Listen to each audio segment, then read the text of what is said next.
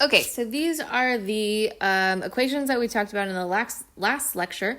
We're going to add to this today. I also included effective interest at the bottom there. So if you know that, you can do any problem that's comparing what is the better option for investment using that effective interest rate formula.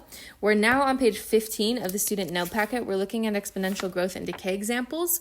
So you need your student note packet and a calculator today. On page 16 of the student note packet are the two equations that we're going to talk about in just a minute. So you don't need to write them down. They're on your student note packet. And then there are 5 examples of how to use those equations. And then we're going to talk about 3 more today. So those are 15 and 16 on your student note packet. These will be good references for you. And then page 17 is the homework assignment. So if you look at page 15, we're going to go through 3 examples of exponential growth and decay, and then we will be done with this video. So growth and decay formula, this is on page 16 of your student note packet as well. This is what that looks like. We have our quantity after t time periods is equal to our original quantity, n naught, times 1 plus r to the power of t, where r and t are still rate and time. So rate as a percentage, we always represent as a decimal in our formulas, and then time. This time, instead of years, which is what we talked about in compound interest, it can change depending on what the time period looks like. So we'll just make sure we watch that. We just want to make sure that the units are consistent. So that's kind of the biggest thing there. You'll see problems where the units aren't consistent, and you want to make sure that time is always in minutes or in hours or in days or in years. But just make sure your units are consistent with these problems. All right, so these are the equations we're going to be using. So let's take a look at number 1 on page 15. We've got this. The cost of a pound of walnuts has been increasing at a fixed rate of 4% annually. If the current cost is $11 a pound, then we want to know what the cost is going to be in 7 years and what the cost was 12 years ago. So let's just start with our equation, and then we will go from there. So our equation looks like this. Initial amount times 1 plus r to the power of t. Now this is the compound interest formula annually, if you guys didn't notice that already. So let's fill in what we do know. The current cost is $11 a pound. We want to know how much it's going to cost 7 years from now if we increase at a fixed rate of 4% annually. So our rate here is 0.04 as a decimal. We raise that to the power of 7 for 7 years. And when I plug this into our calculator, we get something that looks like this: $14.48 a pound in 7 years. Okay, so then how about this? What was the cost 12 years ago? So we're going back in the past. So I want to know the cost 12 years ago. Well, I'm going to start with this equation again. And we're going to fill in what we know. We currently are sitting at $11 a pound. And the increase is 4% annually. Now time, 12 years in the past. All we're going to do there is represent the past as a negative value of t. So if I take that whole thing, I raise it to the power of negative 12, what we should be getting is $6.87. So please make sure you guys are doing this in your calculators. You're practicing how to type things in. The only thing getting raised to the power of negative 12 is this quantity here, 1.04, and then you're multiplying that by 11. So just make sure you guys are getting these correct answers in your calculator, and then also getting the right answers for your homework as well, so you don't make any mistakes on the test. Number 2, we've got this problem. We've got a population of fish that is dwindling. It's going down at a rate of 3.8% annually. On January 1st of 2006, only 27,421 of these fish continue to swim in the world's oceans. And we want to know what the population of the blue-haired fish is going to be in 3 years, in 2023, if it continues to dwindle at this rate. So again, I'm going to use the formula that we've been talking about here, exponential growth and decay. And we are going to fill in what we know. Now, we know that our initial starting amount, the starting amount in 2006 is 27,421 fish. So that's N naught. That's what we've got to work with. That's the only amount that we know. And that is the amount on January 1st of 2006. Now, we are told that these fish are decreasing at a rate of 3.8%. So here's something new that we didn't use in the last lecture or the last example. When we have a population that is decreasing, we are always going to represent the value of R as a negative, or we're going to subtract the value of R here. So it needs to be 1 minus 0.038. Right? That is the biggest change from example 1 to example 2. The cost of the walnuts in example 1 was increasing. This time we're decreasing, so our rate is going to be a negative number. Okay, then we're going to raise this to the power of time. Now, time here, we are looking at the population in 2023, and we know the initial population from 2006. That is how we're going to figure out the time here. So the difference between 2023 and 2006 is 17 years. So time here is 17.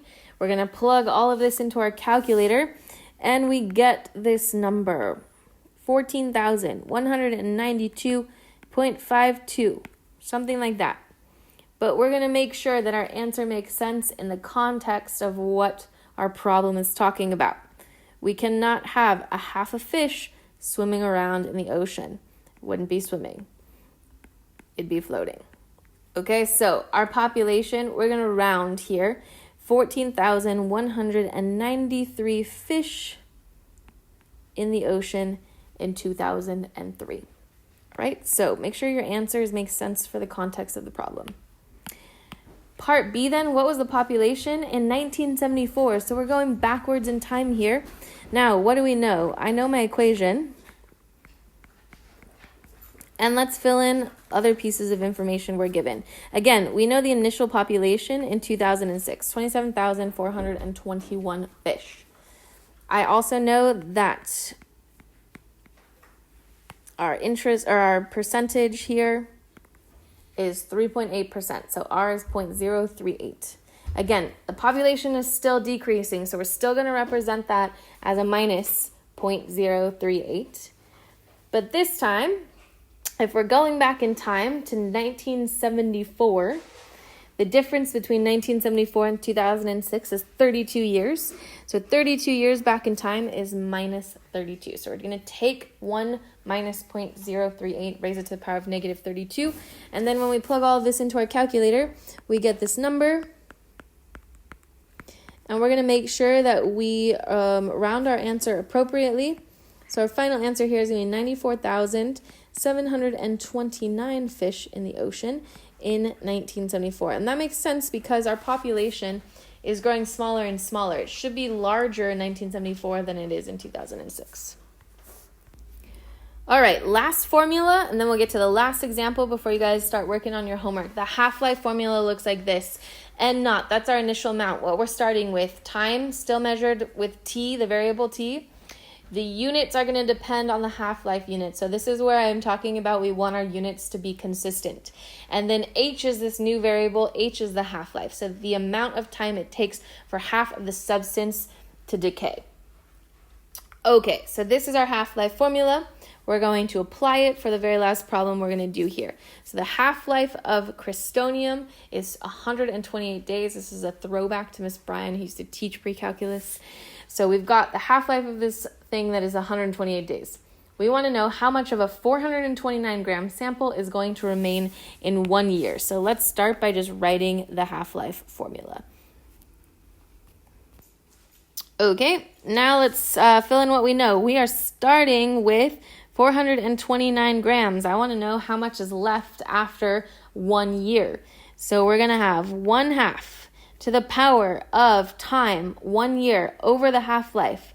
Now, here is the problem. The half-life is measured in days. So 1 year is not the same unit. So when I plug in time to this equation, we have to make sure that the units match the half-life. So instead of 1 year, we're going to express a year as 365 days. So that is going to be to the power of 365 over 128, which is the half-life there. You are just going to plug that into your calculator and see how much is left. We should be getting something like 59.44 grams. So after 1 year, 59.44 grams of our original 429 grams is going to remain. Okay, very last example, number 3B. If 721 grams remain of originally 2 kilograms, how much time has passed? So this is, again, a really good example of units needing to be consistent. We have kilograms and we have grams. We cannot use both of these numbers as they are in our equation. So we need to make sure that we convert grams to kilograms or kilograms to grams. I think it's going to be easier to go kilograms to grams. 2 kilograms is 2,000 grams. So I'm going to make sure that I use 2,000 as our initial amount instead of 2. Otherwise, you're going to get a decimal value off. Okay, so what we're going to start with is the equation. Always makes your life a little bit easier.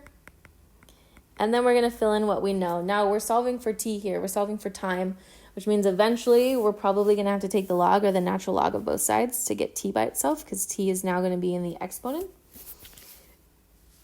But here's what we know. We have 721 grams left. So that is nt. Right? What is left? We started with 2,000 grams. So n naught is 2,000. Half stays a half. We're solving for time, so I'm going to leave it as t. And our half-life from the top, 128 days. Okay, so first thing we've got to do, we've got to get rid of that 2,000. So I'm going to divide everything by 2,000. Again, this is a case where I am not going to plug anything into calculator until I have to, okay, until the very end. Okay, so we're here. I've got my base 1/2 being raised to the power of t over 128. So all I can do now, in order to get t by itself, is take the log or the natural log of both sides. So I'm going to do that. The natural log of 721 over 2,000 is equal to the natural log of 1/2 to the power of t over 128. Okay. This is where the work gets a little bit lengthy. I am not going to change anything on the left-hand side for just a minute, 721 over 2,000. But I am going to move the power down because rules of logs and natural logs tell me that if I have an argument being raised to a power, I can bring it to the front as a coefficient. And then if we look at how the right-hand side is expressed, I could rewrite it like this. So left-hand side stays the same. But this is t times the natural log of 1/2 over 128. So in order to get t by itself, we can just multiply everything by 128 over the natural log of 1/2, or the reciprocal.